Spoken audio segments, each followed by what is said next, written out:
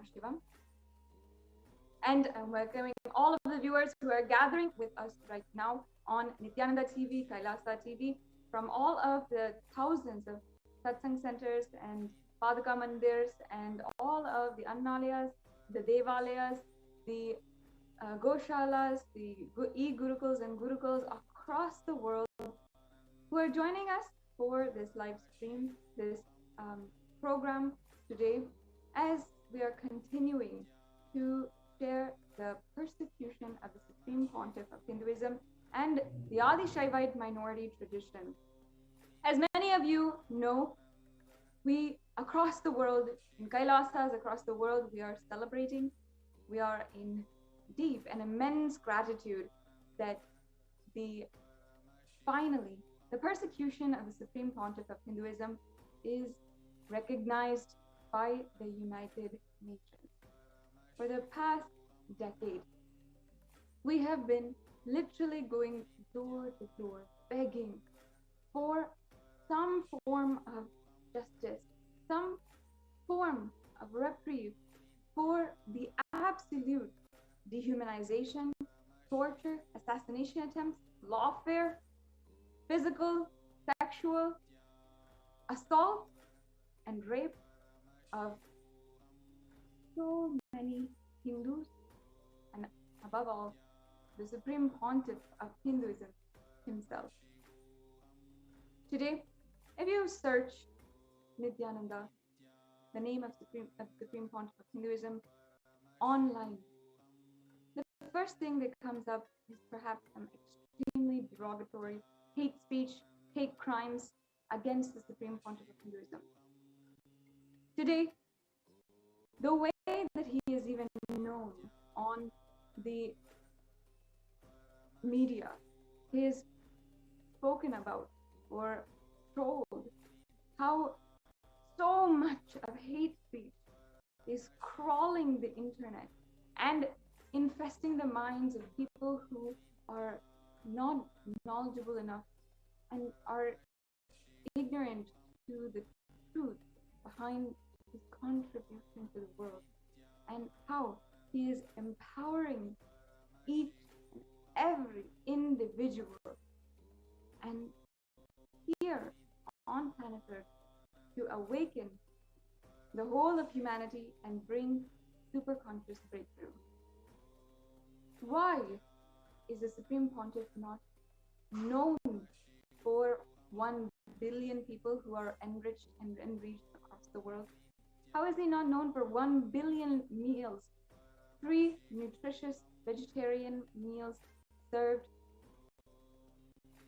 across the world? How is the fact that he has been recognized in more than 40 different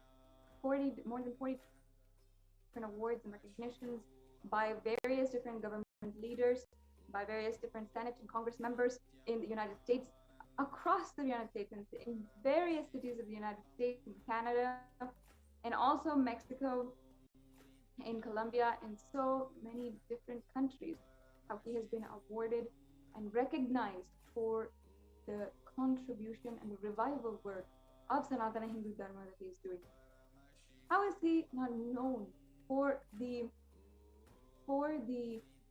revival of 14 ancient indigenous kingdoms, revived from literally 60,000 years back when Paramashiva himself was on planet Earth, and the Sanatana Hindu Dharma literally originated, such as the Madurai Adinam, the Kailasa Shamala Pita Sarvagna Pitam, which runs and administers and is literally the background of the entire city of Madurai and the Madurai temple. And how is the Supreme Pontiff of Hinduism not known for the absolute breakthroughs given to the world of power manifestation? Literally, the blind are being able to see for the first time in their lives through the powers of third eye. People who have not been able to walk for 30 years are just getting up and walking just like that. Even when the Supreme Pontiff of Hinduism was violated to the extreme, and he himself was needing to use a wheelchair he still made an patient of paralysis walk for the first time after 30 years in her life. These contributions, these absolutely selfless forms of unconditional love and compassion go absolutely silent, unnoticed, and invisible to mainstream population, the mainstream media, due to the anti-Hindu militant forces who have, for the last more than 1 decade, worked, conspired, criminally strategized, and then executed the most brutal attack against the Supreme Pontiff of Hinduism. With more than 70 attempts to assassinate him, and every single Adinam which he himself worked to build, carve the deities, send, ship, and establish the ecosystem, and all of the disciples, the various sampradayas which Supreme Pontiff of Hinduism revived, were all put at stake, destroyed, and victimized due to the attacks by the neo-Hindutva, anti-Hindu militant terrorist forces. And it is very much known across the world, especially by the United Nations, that how rape and child sexual abuse, sexual assault, gender-based violence in general is used as a weapon of war. If we take the example of the Cambodian genocide, or if we take the example of the Rwandan genocide, or even the Jewish Holocaust, in every single ethnocide that has happened in history so far, the rape and destabilization, absolute dehumanization of women defines the way and the execution, the literal demolition of an entire ethnicity and an entire culture. This exactly was what happened in the Hindu Holocaust and what is ongoing against the women of the Adi Shaivite minority tradition. And I myself, as a victim of the anti-Hindu militant forces, stand to say, first of all, in front of all of you, I request your time right now to listen to my story and also the stories of so many women who are ultimately protected by the Supreme Pontiff of Hinduism, and whom we see as our Guru and God, whom we saw sacrifice absolutely everything for us. As a victim of the anti-Hindu militant forces, I'd like to tell all the viewers that I am not the only one. I'm not the only one to have gone through, been victimized, been sexually assaulted, raped, and manipulated, brainwashed by the leaders of the anti-Hindu militant forces. And there's a lot, countless number of silenced voices. Over the past few days, many of the viewers might have been seeing how many voices have been coming on this platform, where so many people have been sharing their stories. How children, women, sannyasis, rudrakanyas have all come to share with each and every one of you their story. But not just the people who have come and been brave enough to share their story, but also there are so many who do not have this platform, who have been silenced, manipulated, brainwashed to the point where they're not able to even start their recovery. I can say on the other side, having healed from so much of trauma and having been empowered by the Supreme Pontiff of Hinduism, by the amount of love that he has poured into surrounding me with the Hindu ecosystem and building ecosystems across the world to empower so many different women to realize their infinite possibility. I would like to share my story as well as the stories of all of the Adi Shaivite minority tradition women and share how pained we've been to see how much the Supreme Pontiff of Hinduism has gone through just to protect us. I hope that you stay tuned to listen in this following segment on the persecution of the Supreme Pontiff of Hinduism and the Adi Shaivite minority tradition, and understand the real story and come together to take action today. So we will be right back with you. Stay tuned. Please take a few minutes right now and share this live feed as we're going to be taking the next few minutes, next segments, to share with you the details of the persecution of the Supreme Pontiff of Hinduism. Please take a few minutes right now and share on social media this live link, and also please you can share the link of where the United Nations has finally officially recognized the persecution of the Supreme Pontiff of Hinduism. We'll be right back with you shortly to begin this segment, this continued segment of presenting to each and every one of you the persecution of the Supreme Pontiff of Hinduism and the women of the ASMT.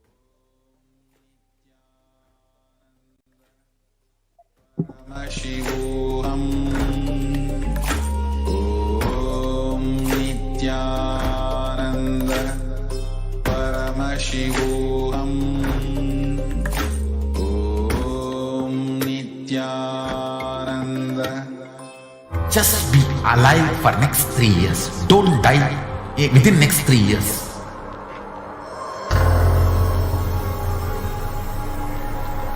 Just don't die within next 3 years.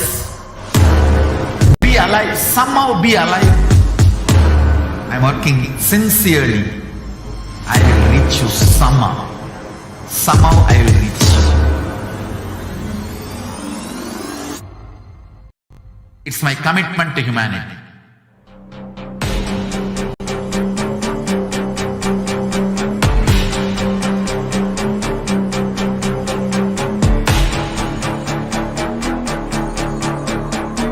Just don't die within next 3 years. I will reach you wherever you are, whichever corner of the world you may be. I will reach you with enlightenment. You manifesting the space, state, powers, being, Paramashiv. It is possible, and it is possible for you.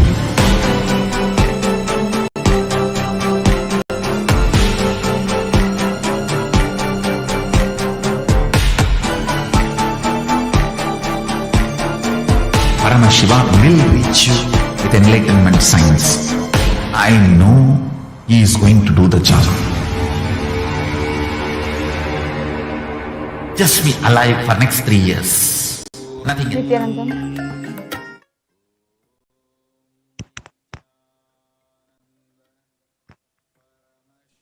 Nithyanandam, welcome back to all the viewers. I hope that I turned down and it's fully yellow.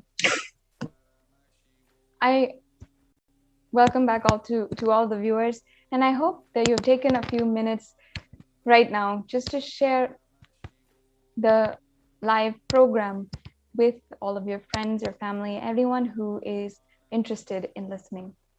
If you're watching this right now, I'd really like to request your deep listening, as I'm able on this platform to share the stories of all of the the Adi Shaivite minority tradition.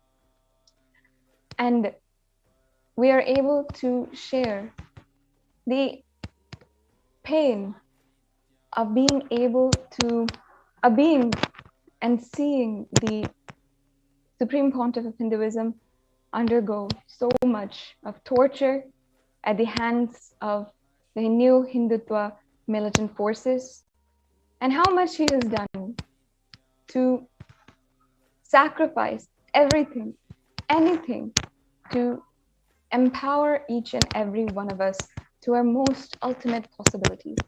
Today, if I am alive, speaking in front of all of you in absolutely perfect health and free from all kinds of anxiety, depression, of post-traumatic stress disorder, and not even once thinking of the trauma that I have been through, the victimization, and the absolute violence that each and every single pore of me has gone through.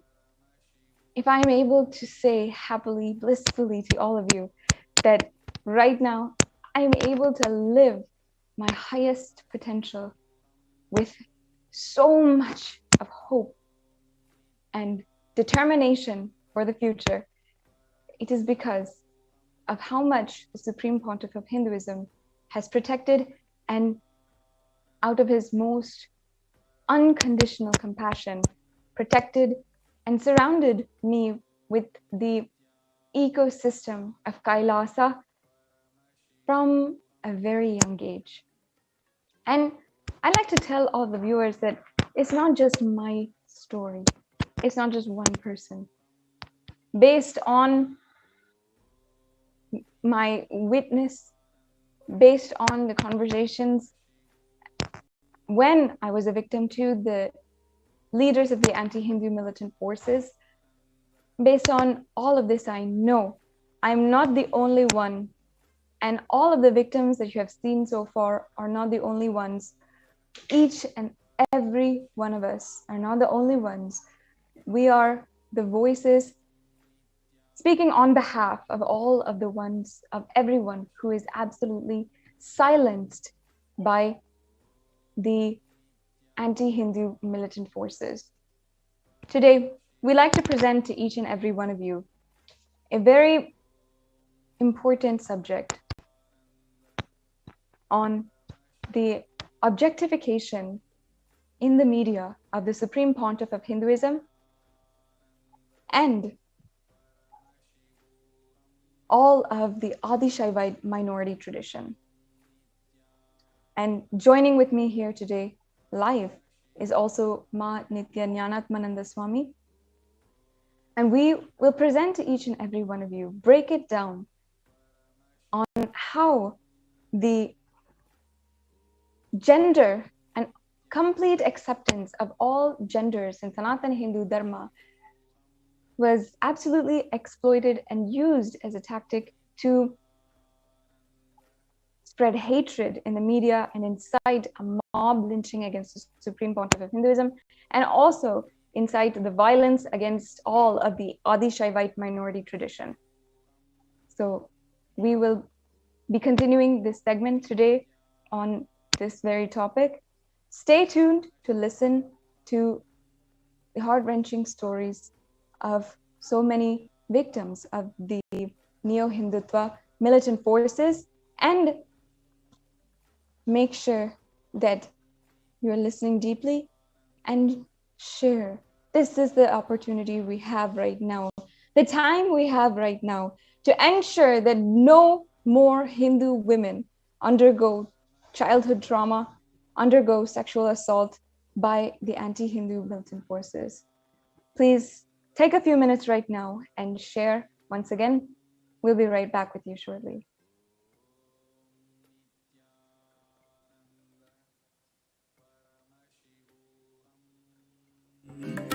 Om Nithyananda Parashakti Om Nithyananda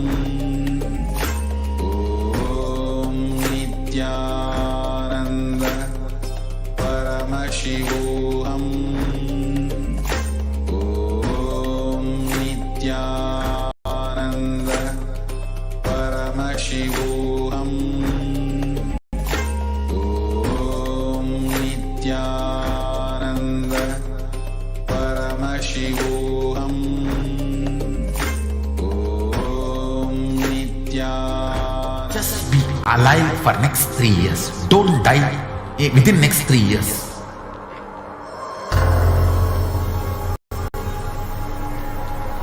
Just don't die within next 3 years. Be alive. Somehow be alive. I'm working sincerely. I will reach you somehow. Somehow I will reach you.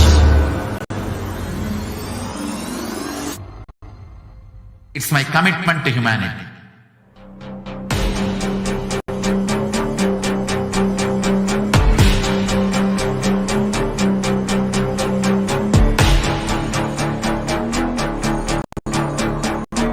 Just don't die within the next 3 years.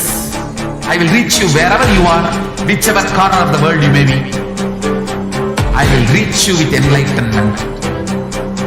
You manifesting the space, state, powers, being, Paramashakti.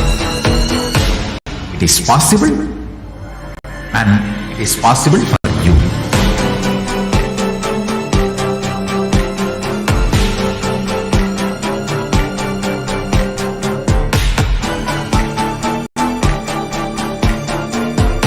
Shiva will reach you with enlightenment science. I know he is going to do the job. Just be alive for next 3 years. Nothing else. Welcome back, dear viewers.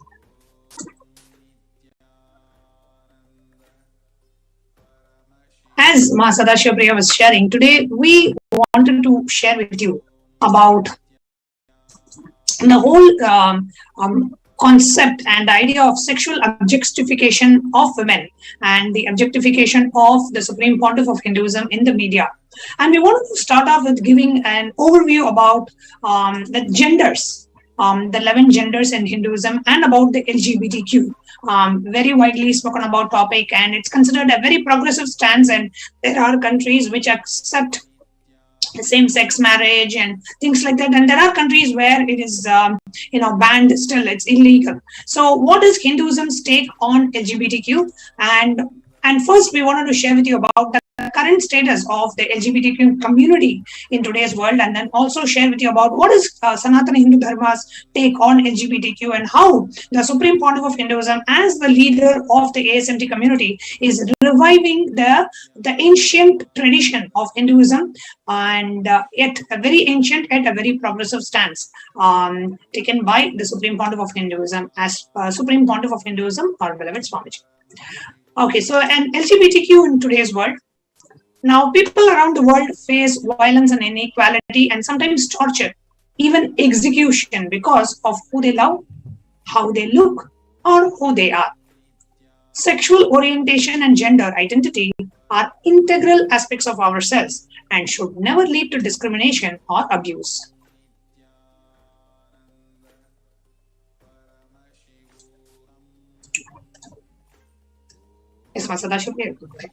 Yes.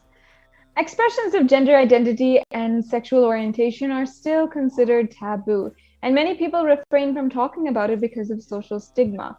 Although the world seems more liberal nowadays, and people have seemed to be opened up about the concept of binary gender, laws have been passed and evolved in places like the United States. For example, in many places around the world, it is still extremely a stigma and a taboo thing to be talking about, and to even be expressing or feeling, so much so that people are not able to cope with the pressure of being judged, being ridiculed, or even having hate crimes being done against them due to their sexual orientation and gender.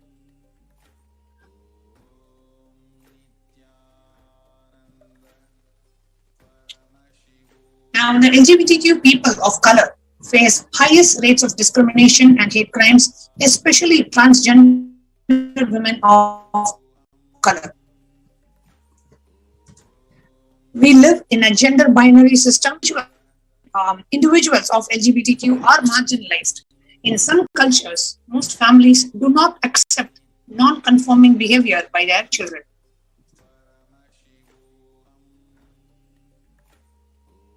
And same-sex relationships are legal, legitimized by the government of only 22 out of 54 countries. And the rest actually can be punishable by death with the maximum penalty or life imprisonment, according to the global review by the ILGA, the International Lesbian, Gay, Bisexual, Trans, and Intersex Association. In some countries, laws criminalize and ban consensual same-sex activity and relationships, adding it as an effective method to contain the country's HIV epidemic. Women have been subject to violence and marginalization, not only in general society, but in LGBTQ community as well.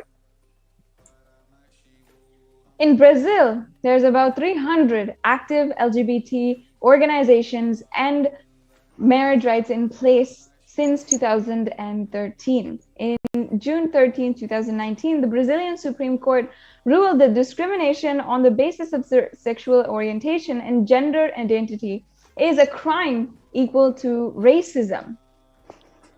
In most contexts, policymakers are taking decisions in the dark, left only with personal preconceptions and prejudices. The realities of violence and discrimination based on sexual orientation and gender identity are least understood and at best incomplete and fragmented, says Victor, the United Nations independent expert on protection. But in most countries, it is simply non-existent. The United Nations adds that a fully effective data is impossible based on the level of barriers created by criminalization, pathologization, stigmatization, which keeps the accurate estimates regarding the world population and areas that are affected by human rights violations against the LGBT persons. Basically, in summary, knowing the real facts of what is going on against LGBT and the trauma that they're facing is almost impossible. Seldom our society cares to realize the trauma which the members of the transgender community neither undergo nor appreciates the innate feelings of the members of the transgender community, especially of those whose mind and body disown their biological sex. Inherent in all beings, regardless of nationality, place of residence, gender, sexual orientation, sexual characteristics, nationality, or ethnic origin, their color of their skin, their religion, their language, or any other status. And human rights are a basic fundamental right that all beings are entitled to. And we live in a sexual binary system. In a gender binary system, says Dr. Subrajit Chatterjee in 2018, he says, the essentialist view upon birth our sexual orientation is fixed by nature. However, the social view is defined by the biological makeup of the physical body.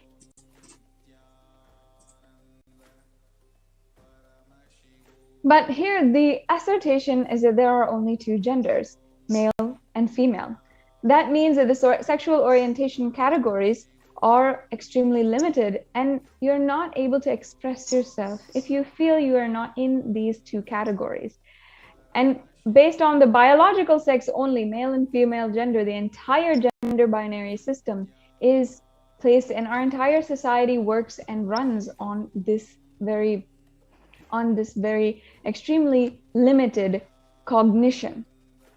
And in Hinduism, we have had the reference of the third gender, and beyond gender binary traces, which traces back in history, in the Hindu epics Ramayana and Mahabharata.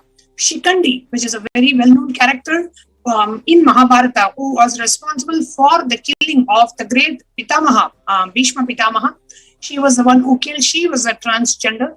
And Sanskrit was used to write all major Hindu epics and uses three genders. In Sanskrit, you have three genders, Pullinga, Strilinga, and Napumsakalinga, which means masculine gender, feminine gender, and a neutral gender, the Napumsakalinga. So Sanskrit has the ability to say that the person is of other gender, which currently we do not have in the English dictionary. Sanskrit, which is a divine language and the language which traces back to tens of thousands of years, has the third gender ability for you to express that. And of course, in Sanatana Hindu Dharma, the embodiment of beyond gender, of going beyond gender, is a divine quality embodied by the god Ardhanarishwara. The Supreme Pontiff of Hinduism says that the ultimate symbol of completion of gender identity. Anybody who wishes for completion with crisis caused by gender identity or misidentification could connect to Ardhanarishwara and the replica of the original deity in Arunachala, which is consecrated in the Los Angeles temple, the Nithyanandeshwara Los Angeles temple in Kailasa and Los Angeles in California in the United States. And this is a beautiful deity. The Supreme Pontiff of Hinduism himself consecrated in the Los Angeles temple for this very purpose. Now, in the Hindu epic Ramayana, Lord Rama leaves the forest for 14 years and asks all the men and women to return to the city. Among his followers, the Hijras alone do not feel bound by the direction and decide to stay with him. Impressed with their devotion, Rama sanctions them the power to bestow the blessings on people on auspicious occasions like childbirth and marriage, and also at inaugural functions. So always you can see the people of the third gender or the other genders are in India or in the Vedagamic tradition, they come to bless at the time of childbirth and marriage and other festivals.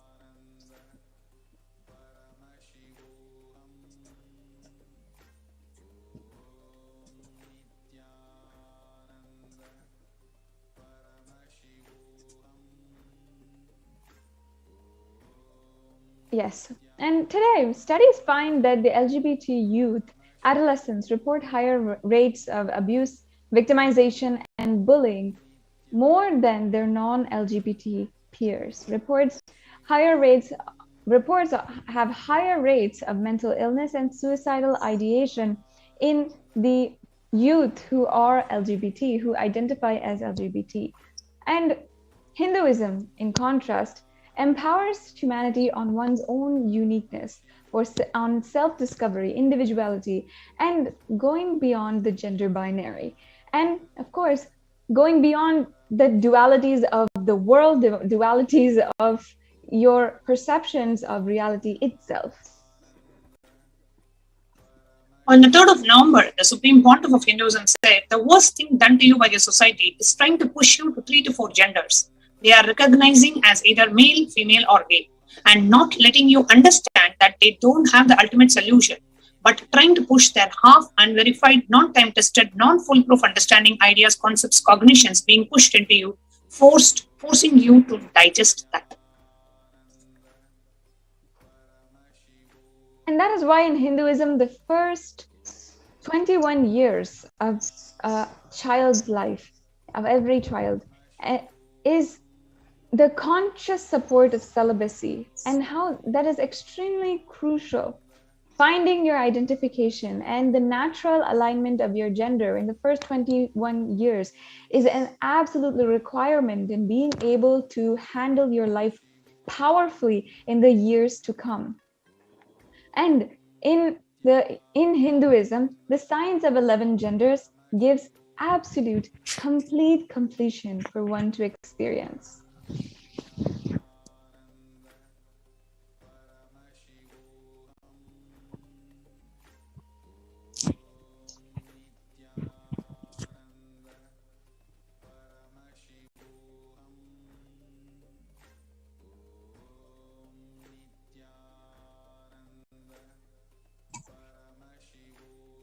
Yes, ma'am, we can go to the next slide. Now, in 2020, the movement for LGBTQ rights in the country gained widespread support amongst the religious people. Marriage equality and LGBTQ rights in the US have strongly shifted, and individuals are identified as religious pro-LGBTQ equality. Reports from the UCLA Schools of Law, Williams Institute in 2020, more than half of LGBTQ adults are religious in the American LGBTQ community. And in 2018, transsexualism was removed from the World Health Organization's disease manual, the ICD-11. This removal was one of the several changes made to the WHO's International Classification of Diseases, a manual used by doctors in most countries around the world. So basically, until 2018, transgenders were identified as having a disease and something which was absolutely wrong with them, which was a disease inside of them. And only in 2018 that was removed. But that doesn't erase maybe the years of trauma that one would have faced trying to digest, trying to understand what was really wrong with them when there was nothing wrong at all. So, which means that transgender people will no longer be classified as having mental illnesses by the WHO, an international public health agency run by the United Nations. Renamed gender incongruence to its list of sexual health conditions, because while evidence is now clear that it is not a mental disorder. And ending of the pathologization which is a treatment of a health or behavioral condition as if it were a medical condition. So that has been ended by the WHO. Now, quickly, we will give you an overview of what are the 11 genders that have been identified in Hinduism. Just a very quick overview so that we understand how the Hinduism and the SMG community are extremely progressive in their stance when it comes to identifying the sexual orientation.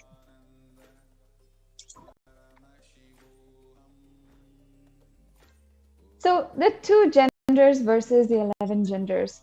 Now, society has only an understanding of 2 genders, but actually 11 genders exist. There's no such thing as straight, and there is just being a being which is clothed with a body. The various permutations and combinations of our gender identification in 4 levels: physical, physiological, psychological, and the conscious level make the 11 genders.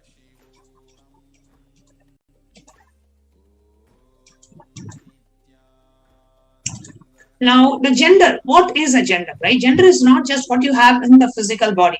Gender is a totality of our identification with the physical body, what you identify. What is the physical body that you have? Physiological existence means the internal operations of your bodily organs. How do they perform? Do they, for example, women go through their menstrual cycles, and men have their own bodily developments, internal organ developments, the male hormones, the female hormones. So all of that comes under the physiological existence. There are people who have male bodies, but their organs, internal organs, do function as female, or there are people who have female bodies, but they have male hormones also in them, more like a male than a female. So your physical body and your physiological body, though more often than not, are the same, but there have been unique situations, unique cases, several of such, where your physical body may be a female, but your physiological, the functioning of the organs may be female, and vice versa. And the third is the psychological layer. Like, what do you feel about you, right? The identity that you carry about you inside you in terms of the gender. So that's the psychological layer. And the fourth is the conscious layer. Will, what do you want yourself to be? That is the fourth layer. So the permutation combination of these 4, your physical body, your physiological existence, psychological existence, and your will about you, all these 4 mix and match determines your gender. Now, let's go back to, the Supreme Pontiff of Hinduism, who's the avatar of Paramashiva, right? So an avatar is someone who is beyond all genders. So let us now see what is an avatar, the physical body and the physical manifestation of. Yes, an avatar is the physical manifestation of the metaphysical union of Shiva Shakti. He exists in the state of pure consciousness, Shiva, even as he manifests as an embodied form, Shakti.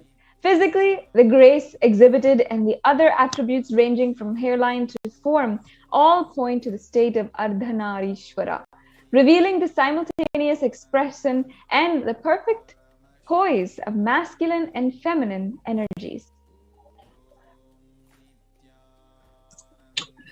Now, let's just watch this short clip on the Supreme Pontiff of Hinduism sharing about his experience after enlightenment, where the Supreme Pontiff of Hinduism is beyond the identity of male or female. Let's watch this short clip.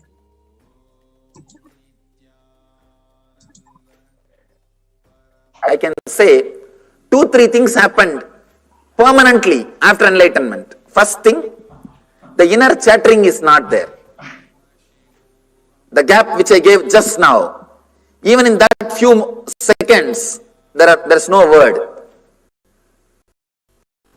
Pure space. The second thing, the idea, the boundary, the border ends here and here starts the world. That border consciousness is not there.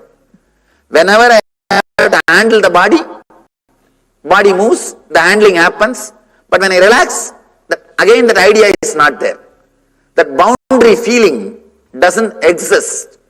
Third thing, even though body is male body, it is too personal, but I can say, it's up to you to understand or not, I don't mind. Because Swamiji has asked, at least for Swamiji's sake, I am sharing. Even though body is male body, the identity male or female has disappeared. The psychological identity that I am male or I am female, that doesn't exist. It is not there.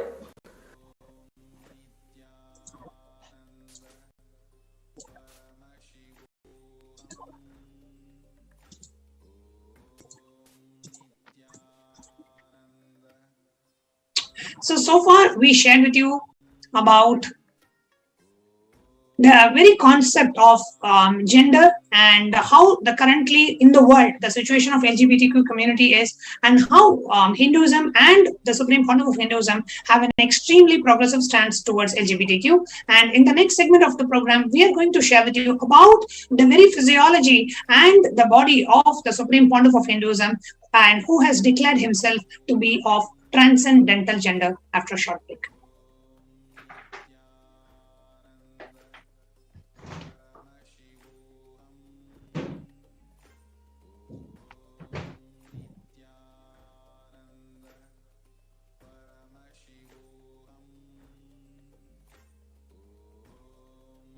Nithyananda Parashakti.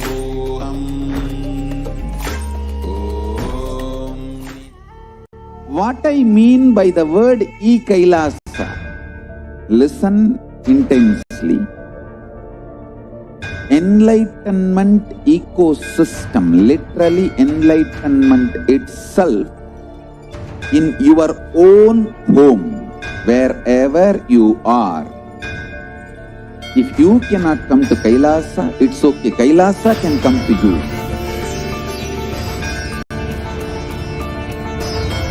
Kailasa coming to you is Kailasa.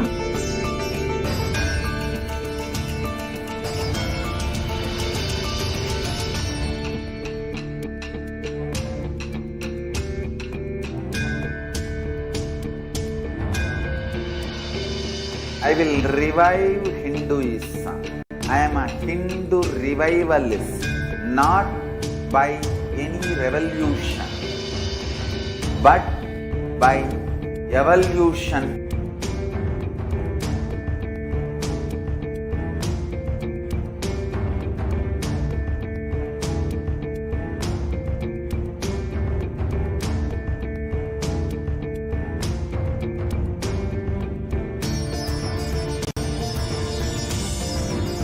And setting model community.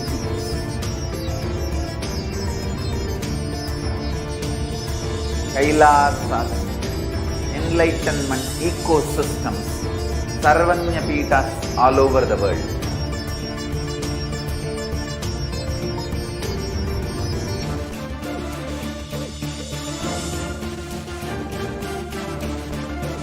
All powerful cognition, knowledge, only when you live, power manifestation and possibilities manifestation happens.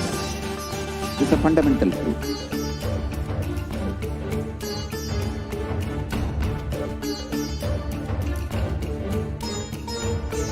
Hinduism cannot live exclusively as one sampradaya. No.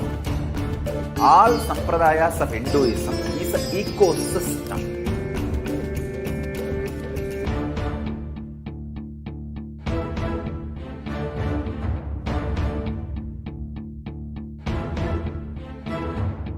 So don't keep quiet thinking that if one sampradaya is attacked, only that sampradaya is going to be affected. All of us are ecosystem.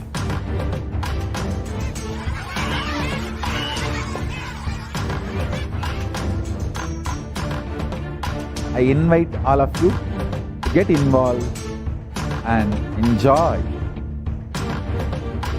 Hinduism by the principle of Dharmo Rakshati Rakshitaha. When you protect Dharma, Dharma protects you. We will make the whole planet flourish spiritually. The spiritual prosperity will happen to the whole planet. We all have to coexist together.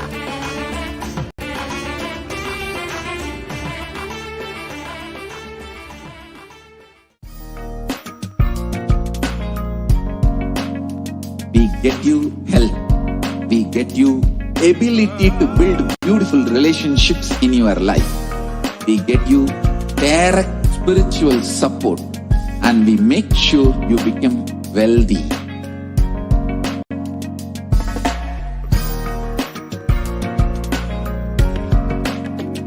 We won't stop giving you just good life. We will literally not stop till you live enlightened life. Manifesting the state of Paramashiva, space of Paramashiva, powers of Paramashiva, being of Paramashiva.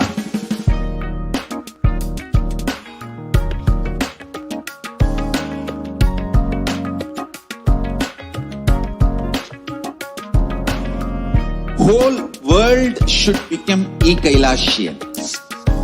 I want the whole world to know Hindus have something great to contribute to the world.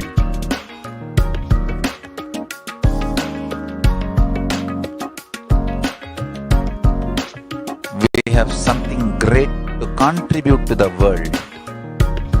Let us do that.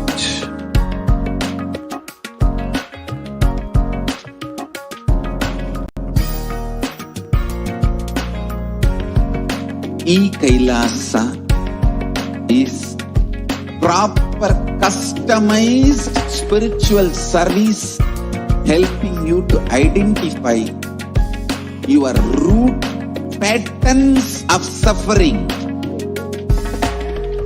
We have perfected the science of helping every individual from every cultural, religious, nationality background.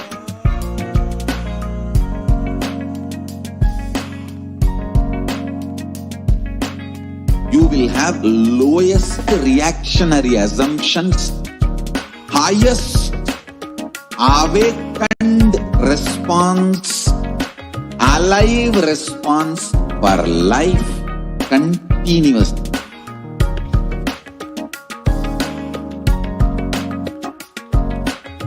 Kailasa is enlightenment ecosystem, literally enlightenment itself in your own home, wherever you are.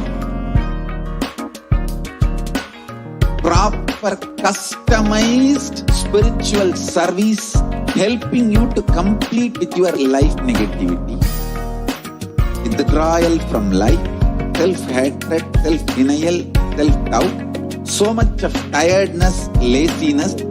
We can support you aligning your diet, your attitude, your aptitude, your understanding about life. We can help you with everything.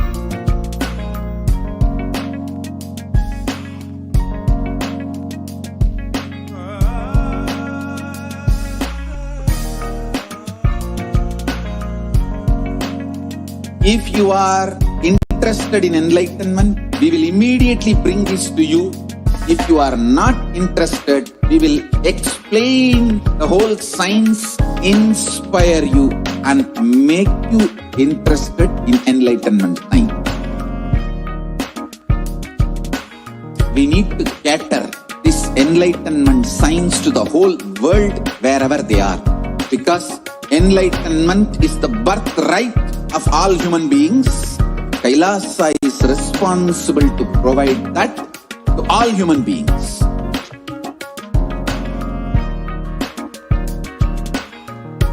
Kailasa is the totality of the knowledge I received from my gurus and practice manifested in my life, perfected by teaching millions of people from all cultures, time zones, backgrounds, genders, nationality, race, from every creed.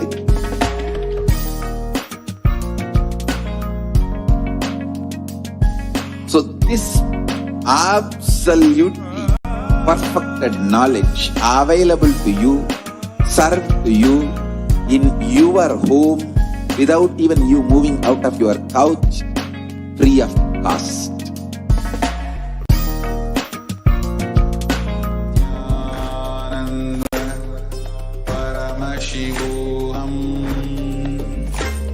Nithyananda, to all of the viewers once again.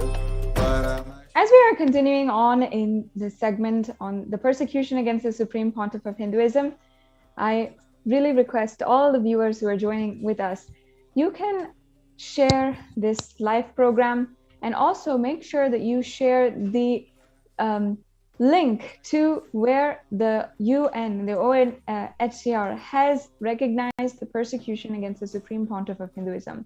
Now that we have a legitimate platform where finally, after 10 years, the Supreme Pontiff of Hinduism has been recognized for how much he's been persecuted, and despite all the persecution is continuously contributing, and that he is foremost in the world's foremost advocate for the protection of women's rights. Now that there is a platform and the UN is recognizing this persecution, let us do our responsibility in sharing it with the world and ensuring that every single Hindu knows and every single person knows that this is a real thing. And finally, we can start building back from the 5,000-year Hindu Holocaust that has happened.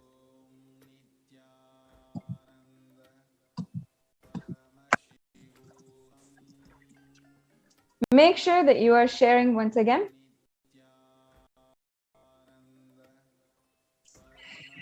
And so far, we had shared with you about how the Supreme Pontiff of Hinduism and the leader of the Adi Shaivite minority tradition, the Supreme Pontiff of Hinduism, is of transcendental gender and radiating the state space powers of Ardhanarishwara, who's a perfect balance of the male and the female energies. And for this very same idea, the Supreme Pontiff, for this very same fact, the Supreme Pontiff of Hinduism was completely abused by the anti-Hindu elements, by the anti-Hindu media, by the neo-Hindutva media, who abused the Supreme Pontiff of Hinduism, denigrated him, discriminated him, isolated him from the rest of the society, and did so much of a character assassination on him, discussing such vulgar things about the gender of the Supreme Pontiff of Hinduism. And that's what we wanted to share with you. How the Supreme Pontiff of Hinduism.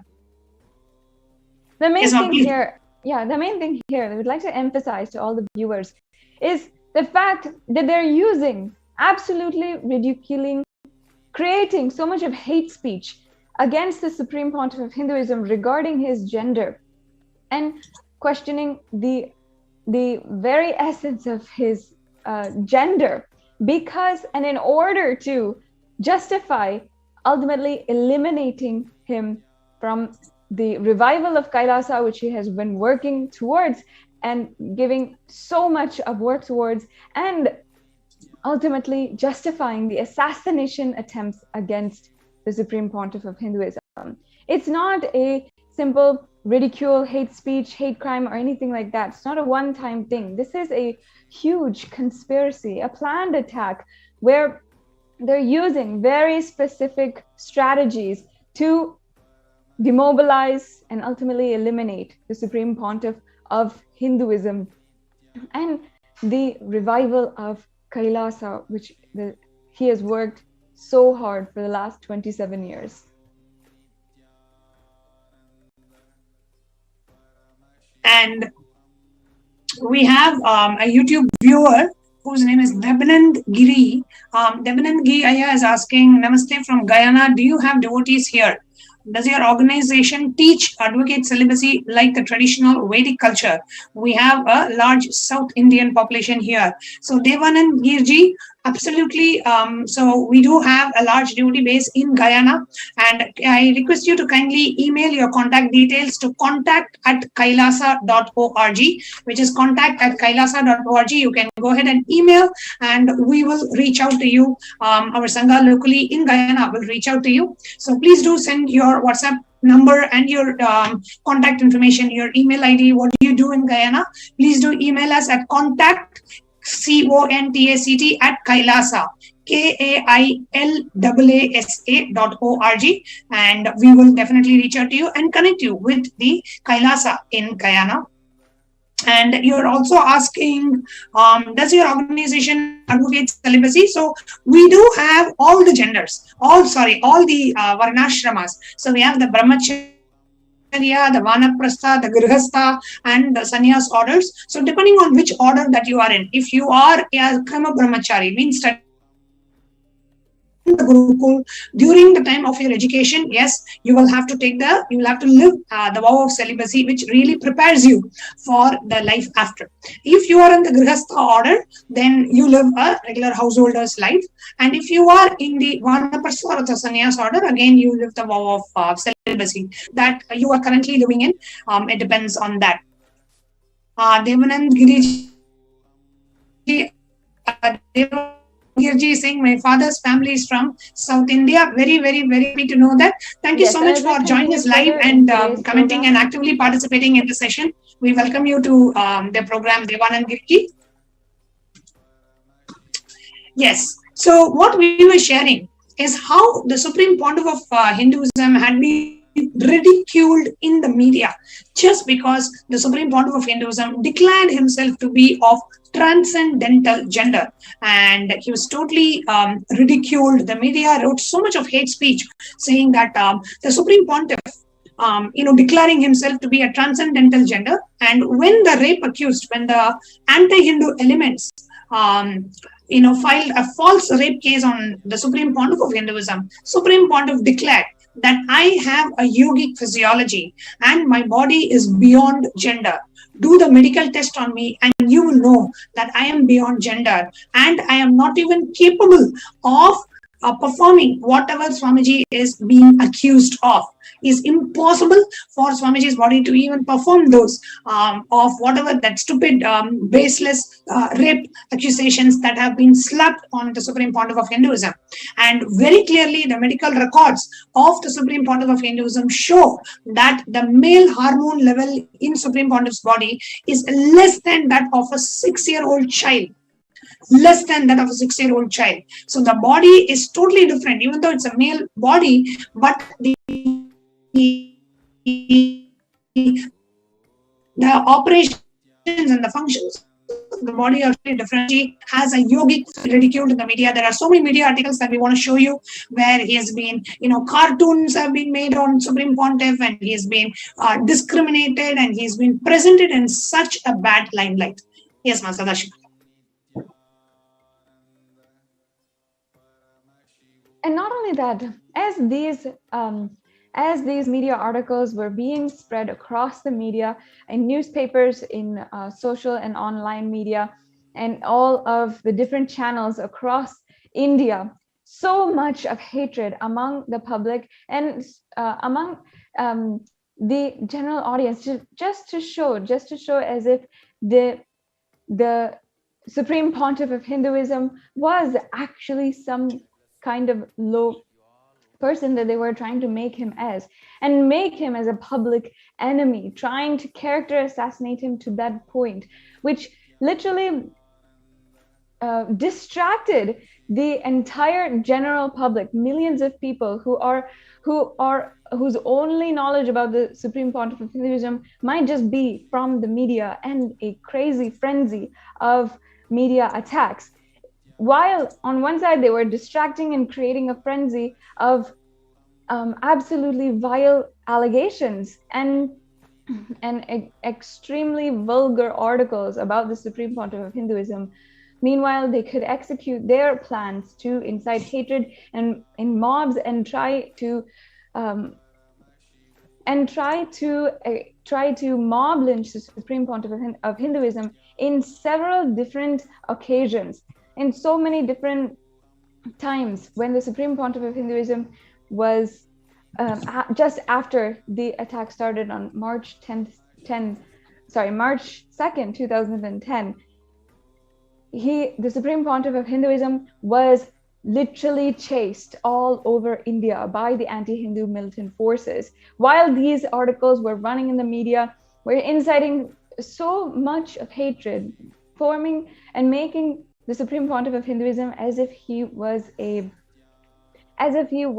you can see some of the public media enemy. articles being projected, where the Supreme Pontiff of Hinduism is so, how they are presenting and denigrating the Supreme Pontiff of Hinduism. And here in the bottom you can also see the caricatures and cartoons and teasing the Supreme Pontiff of Hinduism. Yes, ma, please go down.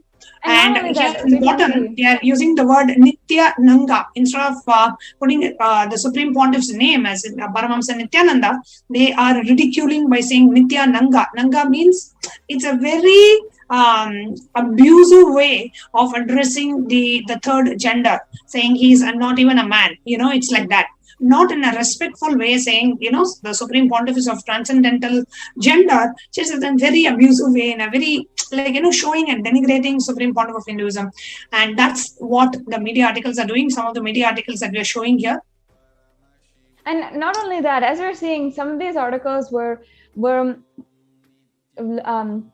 targeted, were planned to be released on the subsequent days to the release of a fabricated obscene video by Sun TV. So these articles came on March 2nd, March 3rd, 4th, 5th, until the 7th. Some of these articles were literally planned, pre-written and planned to be published while the anti-Hindu militant forces were chasing the Supreme Pontiff of Hinduism, trying to find him, arrest him, and ultimately execute their plan to kill him. Understand that while the media created a frenzy on the character of the Supreme Pontiff of Hinduism and did so much to assassinate the good nature and the divine nature of an enlightened master, the anti-Hindu militant forces were on the other side trying to execute their plan to eliminate the Supreme Pontiff of Hinduism.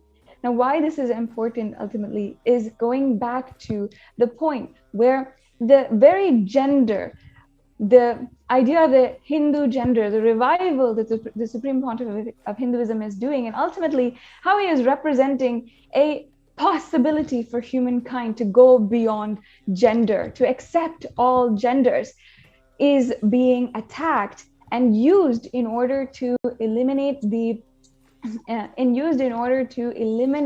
people who represent that possibility, eliminate Hindu gurus who are representing that ultimate possibility with attacks in the media, with a physical attacks, and so much already. Yes, and you can also see media articles where it's been the Supreme Pontiff has been ridiculed, saying that the Supreme Pontiff is declaring himself that he is not a man. Actually, what the Supreme Pontiff actually told was that he was of transcendental gender, and they can actually do the medical test on him to know that he is not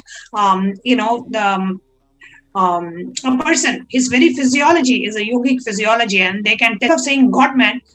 Here, of course, they are ridiculing saying ladies God-man in women's cell. So they are saying, they are debating that whether the Supreme Pontiff should be sent to women's cell. In a very denigrating way, when the Supreme Pontiff is saying, I am of transcendental gender, they are saying, the media twists it and presents the narrative saying that, the Supreme Pontiff is not a man and maybe he should be sent to the women's cell. Now, continuously honing in on this point is not a coincidence at all. It's a strategy to entirely dehumanize the Supreme Pontiff of Hinduism and absolutely justify the acts of violence against him and acts of absolute disrespect and dehumanization and third-degree torture that they execute against him in prison for 53 days. It is absolutely horrendous the way that they are continuously honing in on these facts, trying to show as if the Supreme Pontiff of Hinduism is such a public enemy in these ways. Where on one side, the Supreme Pontiff, where the truth is that the Supreme Pontiff of Hinduism is a representation of the ultimate possibility for human beings to go beyond gender and achieve the superconscious mutation where we are expressing higher abilities and higher qualities. On the other side, the media and how they project in order to incite attack and execute their plans is absolutely terrifying. And not only this, they do this in order to stop the potential for the entire humankind to be able to receive the benefit, to have actually awaken themselves to the superconscious breakthrough, the possibility for superconscious breakthrough, and the possibility to literally achieve their highest reality. They're doing and one of the reasons. Yes, ma'am. Yes, ma'am. Please go ahead. Go ahead. Yes, and they're doing this as a planned strategic attack. Why we know this? Because for the last 5,000 years, the Hindus have seen how literally by so many different forces, they are continuously being attacked. That's why we know when we're being attacked again. And the Supreme Pontiff of Hinduism, having taken up since the age of 16 years old, having taken up the revival of the Hindu civilizational nation, the Supreme Pontiff of Hinduism is the one who has to undergo the most brutal attacks. Yes, Nithyananda Swami, please go ahead.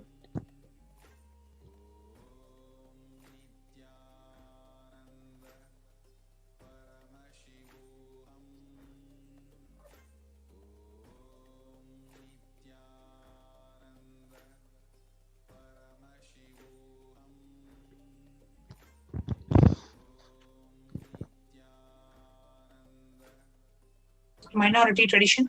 Rudra Kanyas and sannyasis are revered and worshipped, and we have the examples of the great epitomes and examples of Hindu feminism: Akka Mahadevi, Bhairavi Brahmani, the great Rudra Kanya, Vellayammal, the Ammani Amman, who even we can actually built an entire tower all by herself, just completely just out of her inspiration. They are the examples of the great Vedic feminism. And the Supreme Pontiff of Hinduism is reviving the true Vedic feminism. And he has been attacked for this very same reason. The women are attacked, the disciples are attacked, the Rudrakanyas are attacked, the female sannyasis are attacked and raped and molested and abused and whatnot. And the Supreme Pontiff of Hinduism, because the Supreme Pontiff of Hinduism is reviving all the female traditions of Sanatana Hindu Dharma, which is completely against the agenda of the Neo-Hindutva militant group. They want to attack the female disciples and want to assassinate the Supreme Pontiff of Hinduism, because this is completely against their agenda. And I myself was, when I was 7 years old, initiated by the Supreme Pontiff of Hinduism as a Rudra Kanya, and from a young age been empowered and encouraged, surrounded in an ecosystem where I was enabled to be able to practice and learn, imbibe the sacred arts, be able to practice and learn rituals and conduct rituals in temples, be able to understand temple administration, be able to learn the sacred Hindu arts such as Hindu dance, singing, alankaram, or the decoration of deities, and the sacred decoration of deities, I should say, and also even in the different arts, the 64 kalas of Sanatana Hindu Dharma, each and every one I was able to be learning, imbibing my whole childhood in. And unfortunately, I was a victim of one of the leaders of the anti-Hindu militant forces. And it was due to the protection of the Supreme Pontiff of Hinduism and how he risked everything in order to protect me and so many other victims that I am able to even be here and alive today. And I'd like to say that it was for the revival, for the empowerment of women, and the revival of the most empowered empowering sampradayas, the Yogini Sampradaya, the Bhairavi Sampradaya, the Sannyasi Sampradaya, and the Rudrakanya Sampradaya, that have scriptural foundations in the Hindu civilization, that the Supreme Pontiff of Hinduism had literally undergone so much of attack.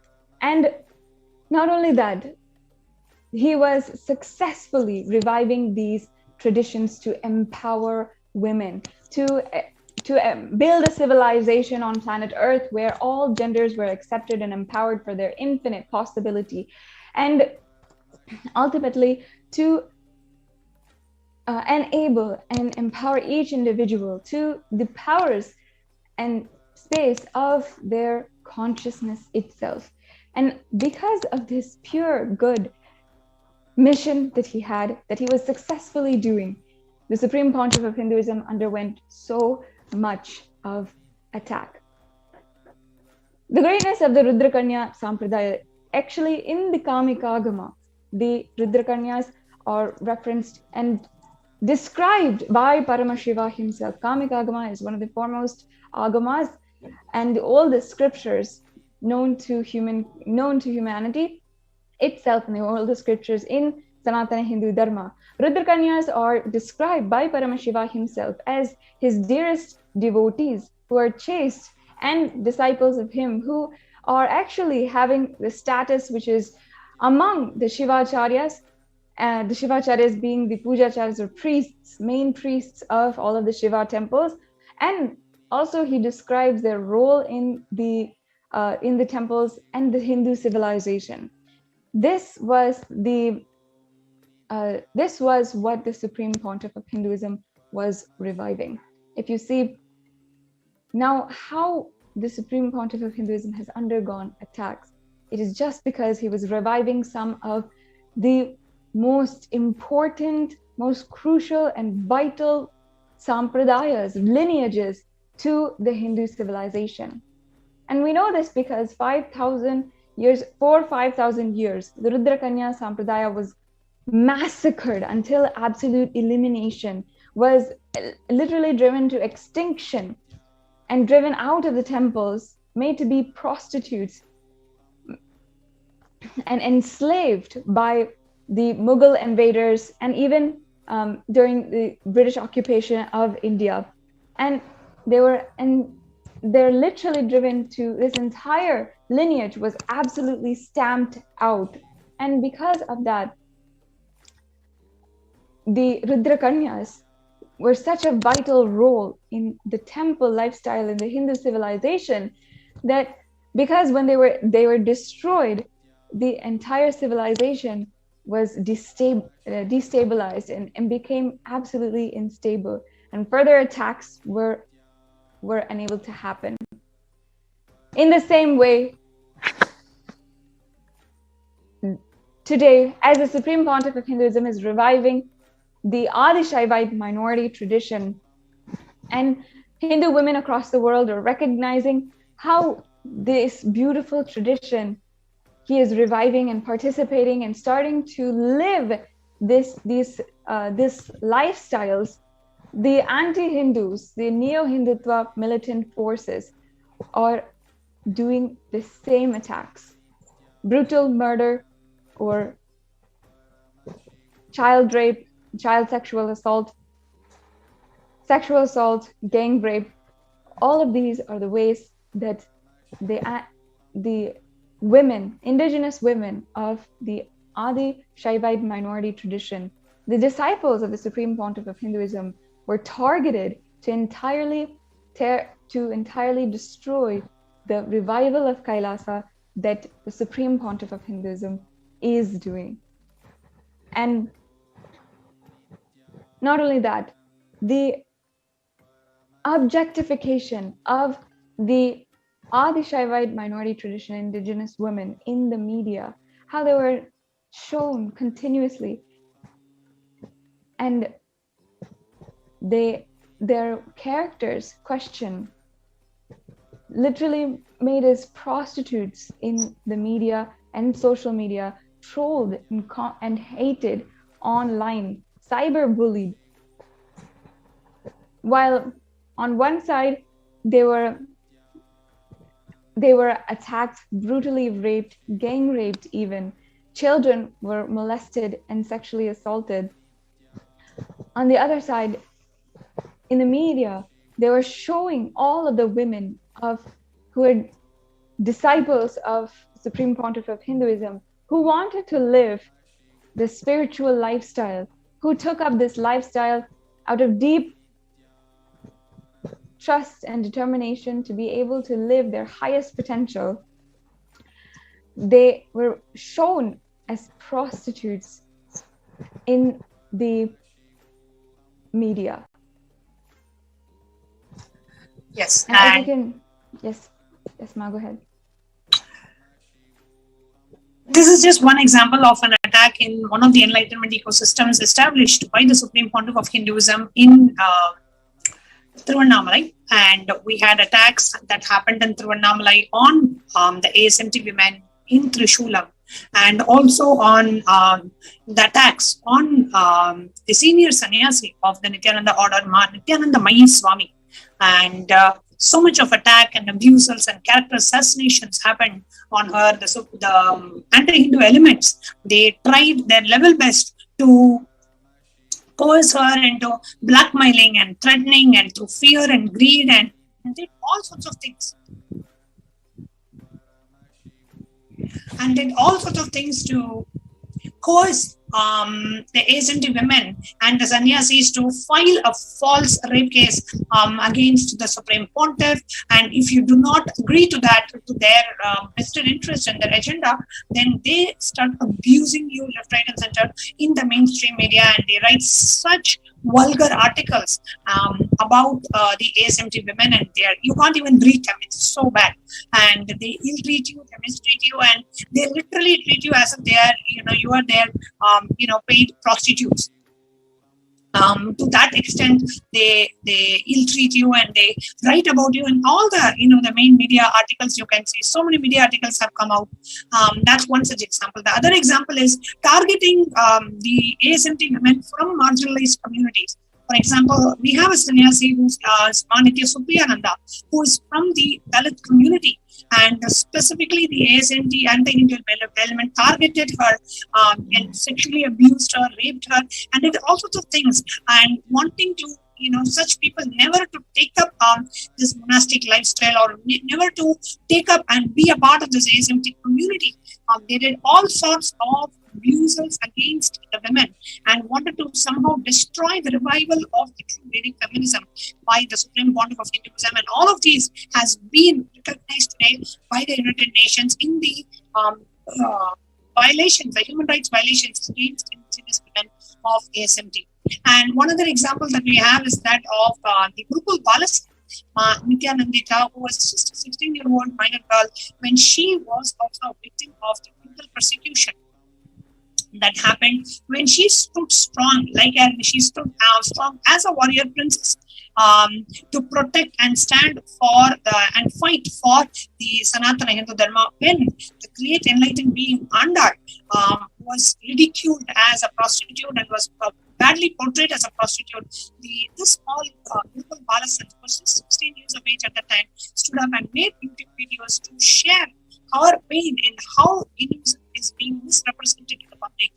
And this 16-year-old was trolled, and the Supreme Pontiff of Hinduism, whom she sees as not just her guru but also her spiritual father and guide, she had so much of vulgar articles showing Swamiji and her in such a bad limelight, and literally hurting the religious sentiments of millions of Hindus worldwide.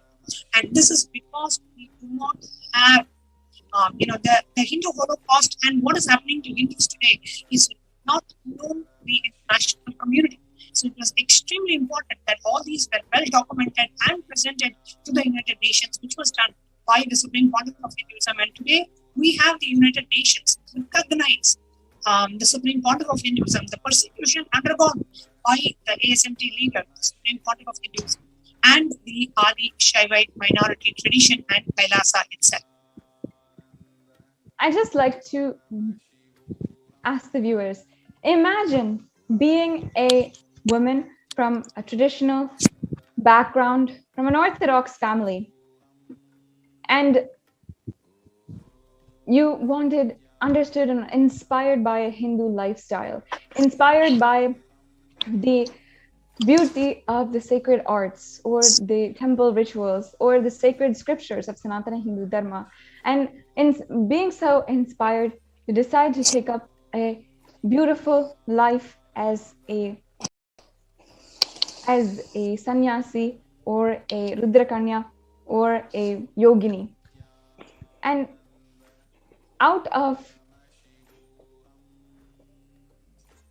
despite having the best ecosystem and a beautiful, loving community, an anti-Hindu militant targets you for an attack and a planned conspiracy against the Supreme Pontiff of Hinduism. Imagine suddenly going through the sexual assault trauma by the anti-Hindu militants and their leaders and being used for their criminal activities, and holding on to the faith that justice will be served, that the people who attacked you would be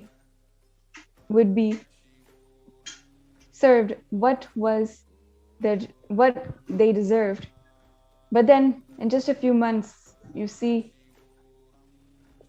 media articles suddenly come up on the media being spread across, and suddenly you hear about a article that's talking about you, and you read it and you see that it is this entirely false creation, making you seem as if you're the most unchaste woman, even though you've taken up the chaste sacred lifestyle as a sannyasi and as a Rudrakanya, and your entire body, everything is exposed to the whole world. Your whole everything is exposed. You are absolutely vulnerable to the whole world. These are the crimes of the anti-Hindu militant forces. These are the crimes that they had committed against the women of the Adishaivite minority tradition. Even taking the example of the attacks in Trishulam, which I was in also. In 2017, we female Adinavasis, female sannyasis, all of us had been living in Trishulam in Chennai, and we had been building an ecosystem which would enrich the community around us. But the anti-Hindu militant forces were absolutely against a Hindu ecosystem being formed in this very place. They planned an attack and literally stoned us near to death. Talking, I just wanted all our viewers to please comment in the YouTube live chat. If you're watching us live on YouTube, please do go ahead and comment in the YouTube live chat. How do you feel when you're listening about how the Supreme Pontiff of Hinduism is reviving the female sampradayas and how he has been a prime target of the anti-Hindu elements and the neo-Hindutva militants because and for this very same reason? Please do put the chat in the YouTube live chat. If you're watching us live on YouTube or Facebook, please do come live and share your thoughts in the comment. Yes, Masada Shupriya, please go ahead. Yes, as you're seeing, this is exact footage from the attacks that we were all present in Trishulam in September of 2017. Mobs who literally came and stoned us, thrashed our cars, and literally demolished every single window, door, tried to get in, raped the Hindu sannyasinis, and absolutely demoralized and defiled, even dehumanized us until we were absolutely victim to each and every one. Until we could not even be able to take our sister sannyasis to the hospital. They attacked. And this is the exact footage of that. And on the media, what you're showing, in the media, they were showing as if crimes were happening inside of the Adinam, while they were the ones who were coming inside and absolutely destroying the whole monastery complex. A peaceful place for women to live, and for women who want to live the chaste lifestyle, live practicing the presence of God and their Guru at all times. But they were absolutely denied of this right and dehumanized to the furthest extent. Today, at least we are able to say that the UN has finally recognized the persecution against the Supreme Pontiff of Hinduism. And we've at least gained one platform where we can share our story and share the immense pain it brings each and every one of us to see the Supreme Pontiff of Hinduism undergo 10,000 times more attack than each and every one of us. I'm saying this as a victim of child rape, sexual assault myself. How it's absolutely devastating to see what the Supreme Pontiff of Hinduism goes through in order to protect each and every one of us, in order to create a home where we are protected. We are simple people who just want to live a beautiful Hindu lifestyle. And this is the attack that we go through. I request each and every one of the viewers who are watching right now, join in on the conversation. Invite your friends into the conversation that's going on and share this with as many people as possible.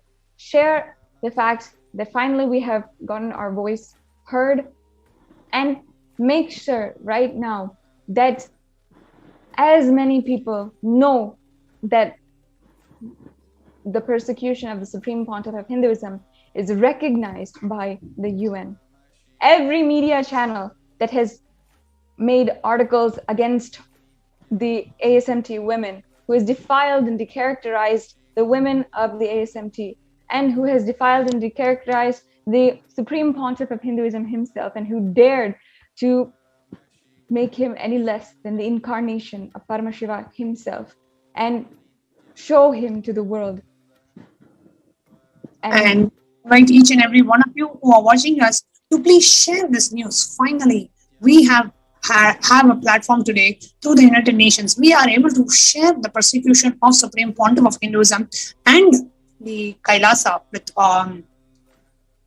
the world, and UN itself has recognized this persecution and has published the report. So we invite you to please go ahead and share with the hashtag that's projected on the screen, which is hashtag UN recognizes the persecution of the Supreme Pontiff of Hinduism, Nithyananda and Kailasa. Use that hashtag and share this feed, share this information, share, let the whole world know that we Hindus, after 5,000 years of brutal Holocaust and genocide and murders and what massacres, today,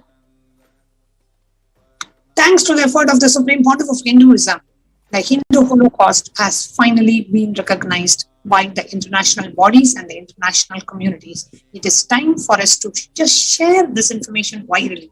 Share it with your friends, share it with your family, share it with the local media. Let everybody be aware that the Supreme Pontiff of Hinduism is a persecuted leader, just like the Dalai Lama. That's what we need to understand. The Supreme Pontiff of Hinduism is a persecuted leader, just like Dalai Lama. And today, the world is coming to recognize that. So with that, we come to the conclusion of this segment. We will now be ending with the Purna Mantra, and hope all of you understood the need for us to stand up and protect Sanatana Hindu Dharma. And just we can do that by sharing this information virally, sharing the post on Sph JGM Nithyananda Paramashivam page, sharing the tweets that have been posted in Swamiji's official Twitter channel at Sri Nithyananda, and let the world know about the Hindu Holocaust and the persecution of the Supreme Pontiff of Hinduism and Kailasa. With this, we would like to conclude this segment with the Purna Mantra, and next we'll be moving on to the Kailash Courtyard manifesting power session. So do stay tuned. We are having a power manifestation, guided power manifestation session, Kailash Courtyard manifestation session immediately after this segment. Om Purnamada Purnamidam Purnat Purnamudachyate Purnasya Purnamadaya Purnamevavasishyate. Om Shanti Shanti Shanti. Hari Om Tat Sat Sarvam Bhagavad Shri Nithyananda Paramashiva Padukarpanamastu. Om Nithyanandam. Thank you, Nithyanandam. Thank you, Nithyanandam.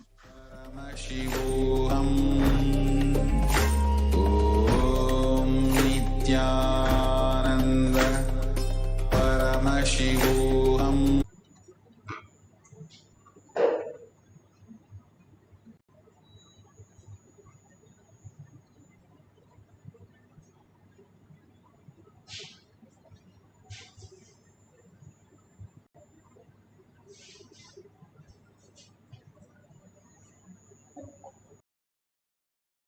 Security measures.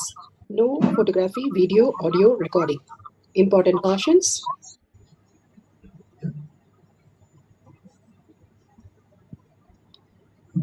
Please be aware of the important cautions.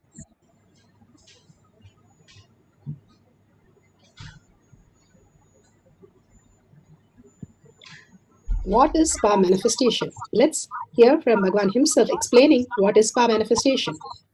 All the 25 states of consciousness, when they happen in you, due to your chemicals and hormones ups and downs, it is powerlessness. When it happens in you, out of your free will and consciousness, it is powerfulness. That's all. When you fall into sleep, it is powerlessness. When you enter into sleep, it is powerfulness. When you fall into dream, it is powerlessness. When you decide to dream, it is powerfulness.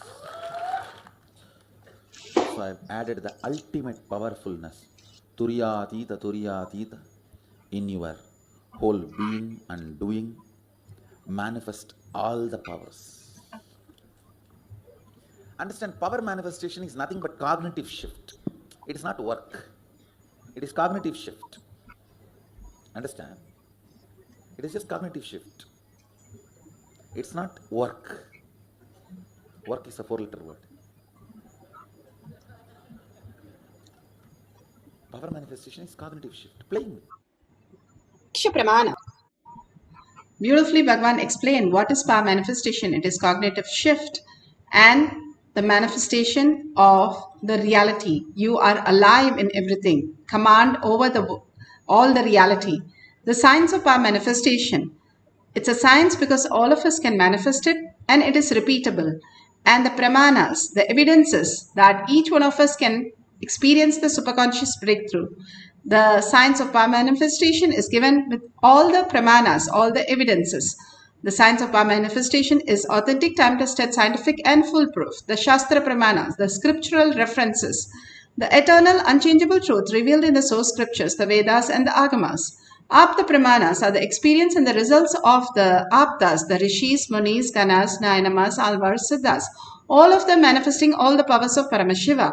Atma Pramana, account of His Divine Holiness, Bhagavan Nithyananda Paramashivam, this millennium's avatars, personal experience of each power manifestation, Bhagavan's very own Leelas, mapping to the Shastra Pramana.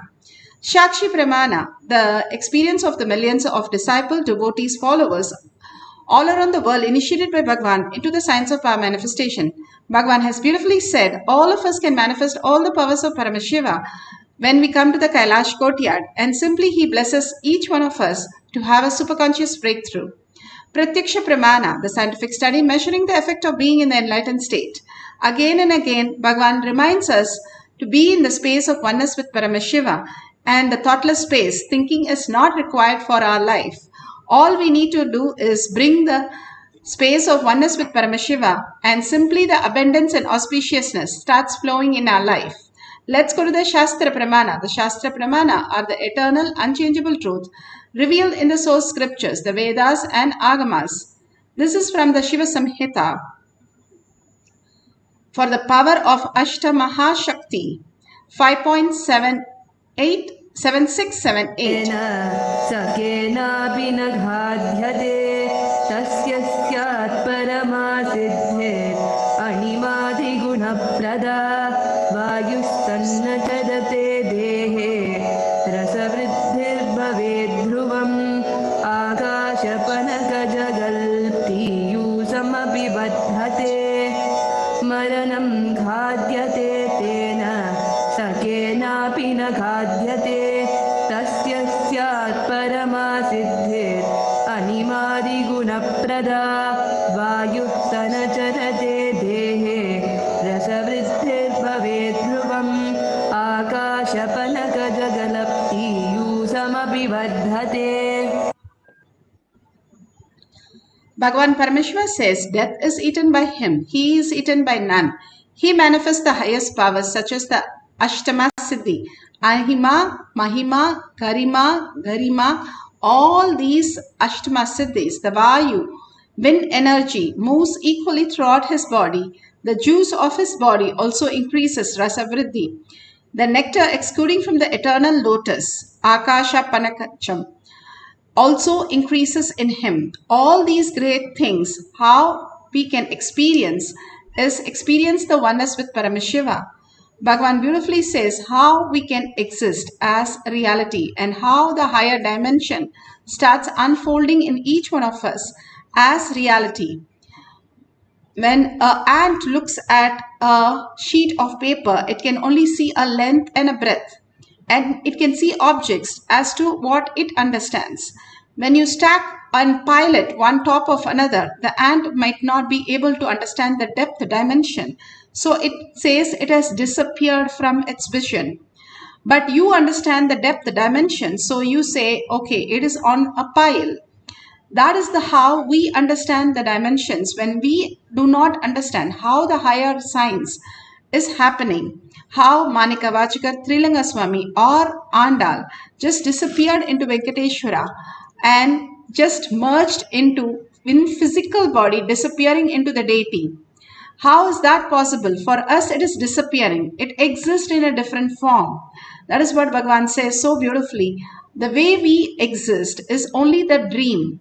How if you have some incompletion or some major problem that you don't have a leg or a hand in the previous birth or in your dream, you do not worry. When you wake up, you are very fine. You just unclutch and say, oh God, it's just a dream. Same way, Bhagavan beautifully says, when you do not engage in this life, whatever it is posing as an illusion, a reality for you, which is an illusion, do not engage yourself and start living as Paramashiva is manifesting every bit of it as your reality. When you start living that science again and again, that you are Paramashiva, you are Parashakti, and that Bhava will open up a new dimension where you can experience the higher space. And Bhagavan gives us how we can experience the next level of consciousness and how this world is redundant and irrelevant for each one of us, making it more and more auspicious and abundance. How this world becomes irrelevant and redundant makes it auspicious is when you understand your own gunas, all the incompletions. If you have a driver who's drunkard and driving you around, how will you feel? You're going to get more and more into problems, and even more if he is drunkard and deaf and dumb, even worse. But Krishna himself is a driver, a charioteer for Arjuna. It's like you have the president and prime minister as your own chauffeur to take you around the place. How would you feel? That is what is it, the whole sciences. When you understand you are the Paramashiva space, you can manifest anything as a reality when you let Paramashiva manifest your life.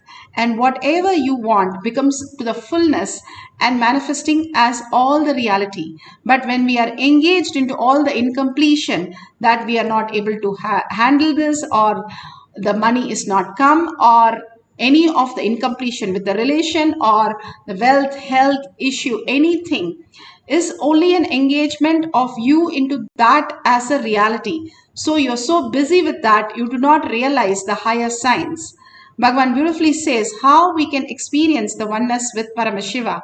Hathiram Baba, he was put in a jail, in a prison, and he was told to get elephants to eat 100 tons of sugarcane, and only then they will let him go. And he really got in oneness with Venkateshwara, and simply he manifested elephants inside a prison eating tons of sugarcane.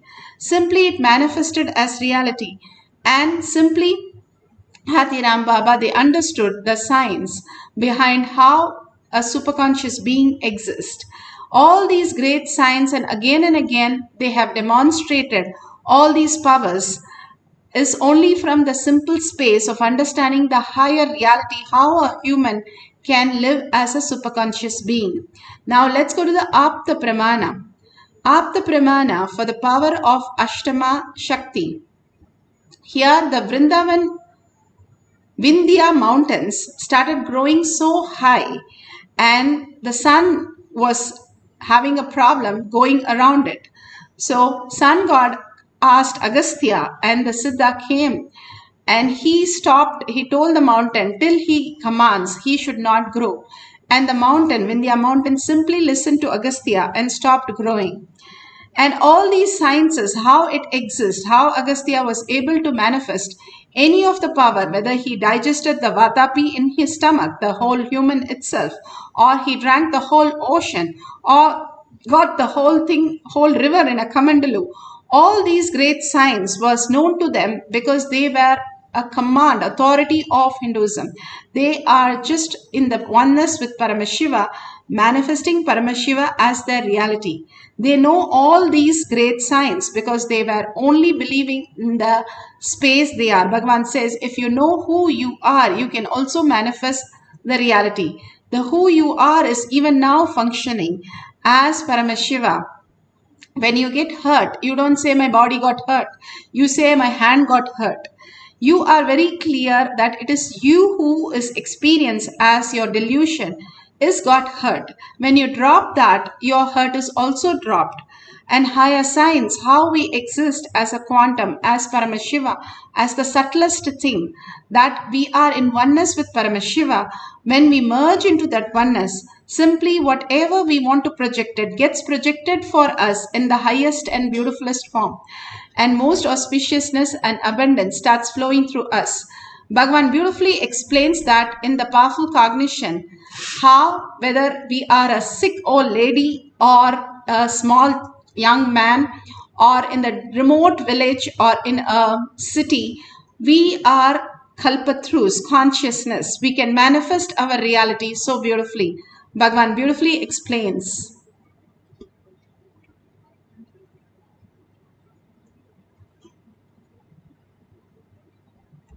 That presence that radiates, the presence that lives through.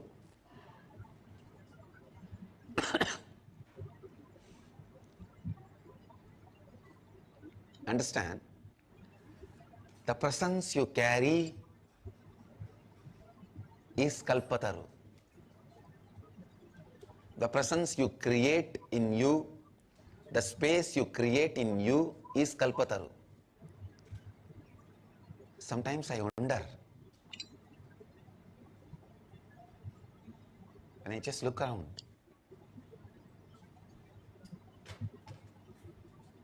the banks of Ganga and banks of Kaveri and banks of New York River, sometimes I wonder,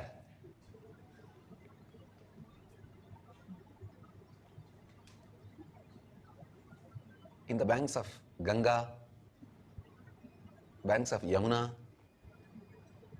Kaveri, Narmada, and the foothills of Arunachala, Himalayas, everywhere, in so many places, so many places all over the world. How the same science is so useful to every human being from every background.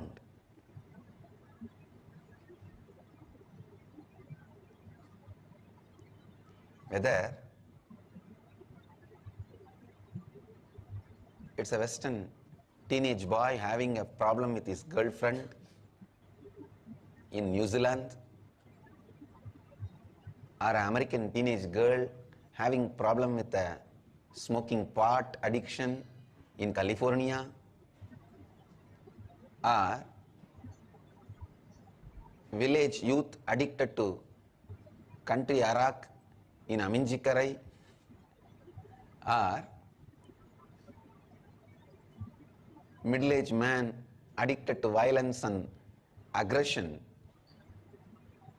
in the remote corners of Madurai, anybody having any problem anywhere in the world, how can this one science be a solution? Because it is solving. I am seeing. For example, today, the Kalpatara Darshan for the people in the Pattanam Ashram, one of the remote village in Tamil Nadu, and the woman Sivagangai in the Middle East. Woman and Pattanam. People from completely different background. But both of them are going to do the same process. And the process works both for both of them. Works for both the group. Few days before we had a Kalpataru for a group in Singapore and group in Mexico.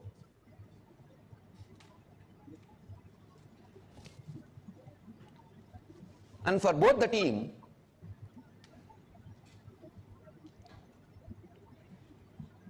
every participant in both the group feels precisely it is for them and it is working for them. How? How is it possible? Sometimes I wonder, how is it possible? Understand, sometimes I wonder how the same science is working for a person who has a problem in Guadalupe to Kanchipuram, Phoenix to Piranmalai.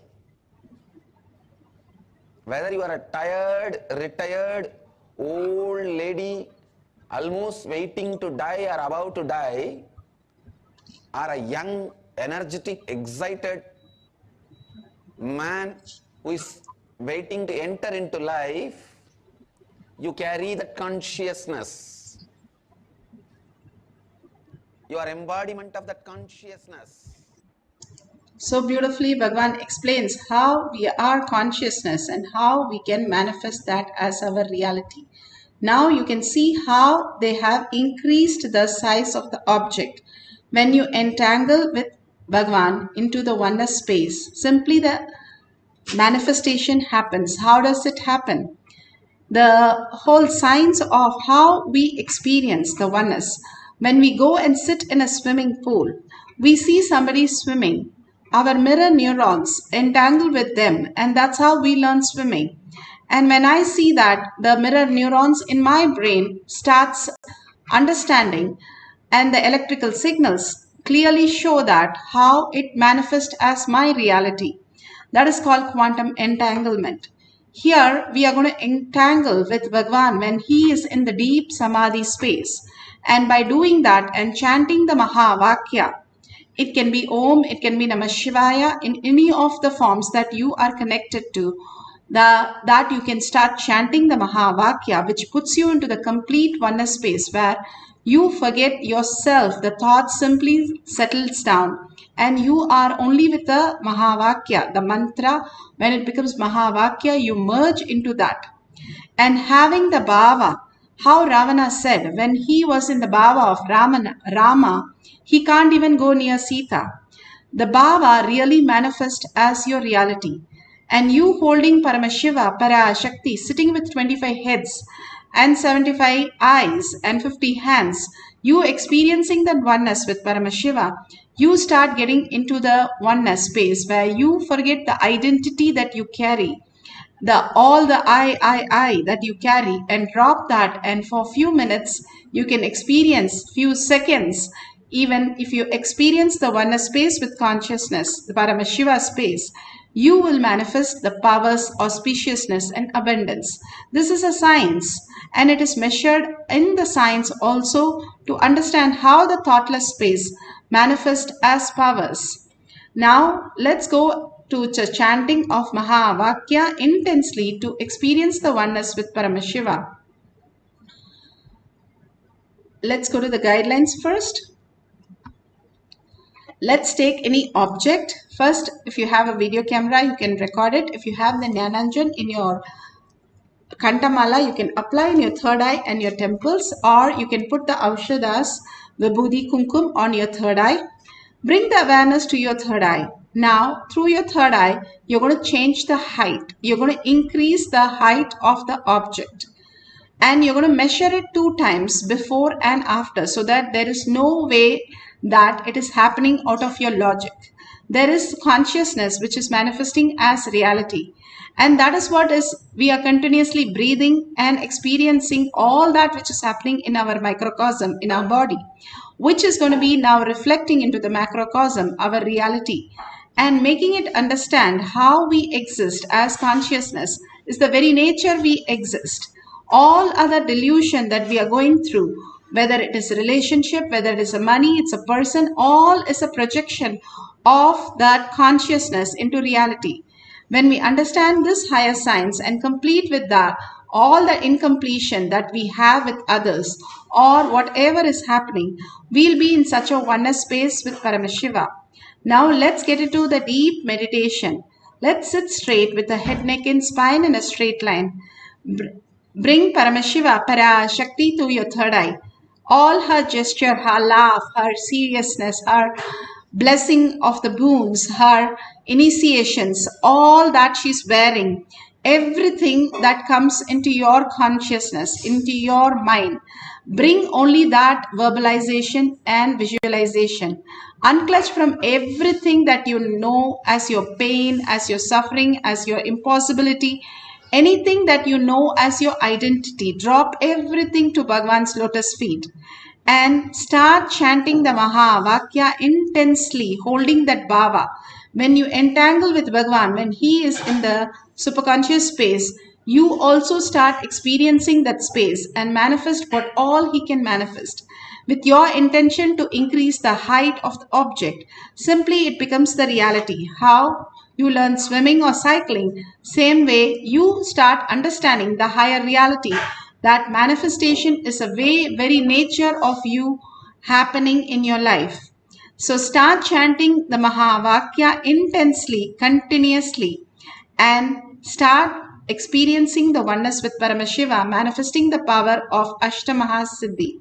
Let's start chanting the Mahavakya. Om Nithyananda Paramashivam. Om Nithyananda Paramashivam. Om Nithyananda Paramashivam. Om Nithyananda Paramashivam. Om Nithyananda Paramashivam.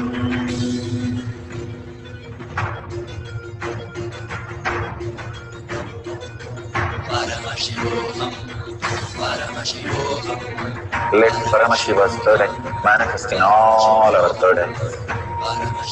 Let the Amrita pour, let the Vani open up, manifest in all of us.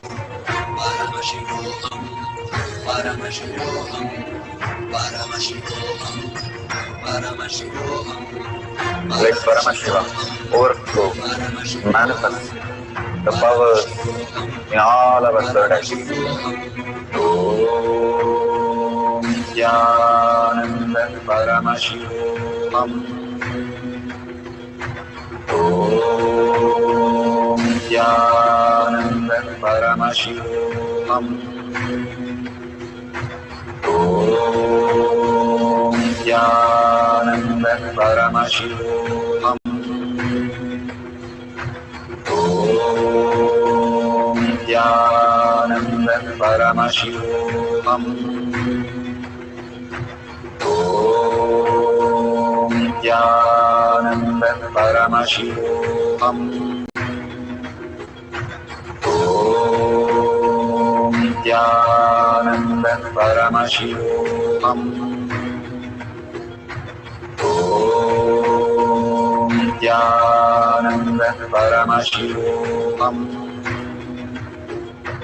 Om Nithyananda Paramashivoham.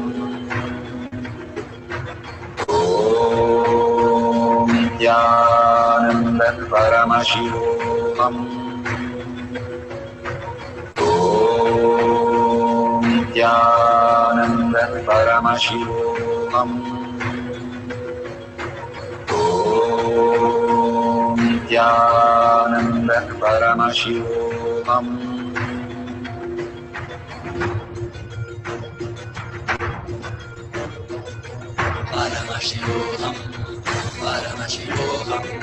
Let Paramashiva's third eye manifest in all our third eyes. Let the Amrita pour, let the Vani open up, manifest in all of us.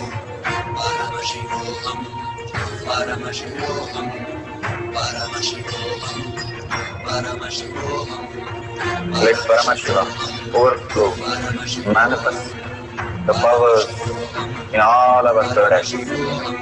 Om Nithyananda Paramashivoham. Om Nithyananda Paramashivoham. Om Nithyananda Paramashivoham. Om Nithyananda Paramashivoham. Om Nithyananda Paramashivoham. Om Nithyananda Paramashivoham. Om Nithyananda Paramashivoham. Om Nithyananda Paramashivoham.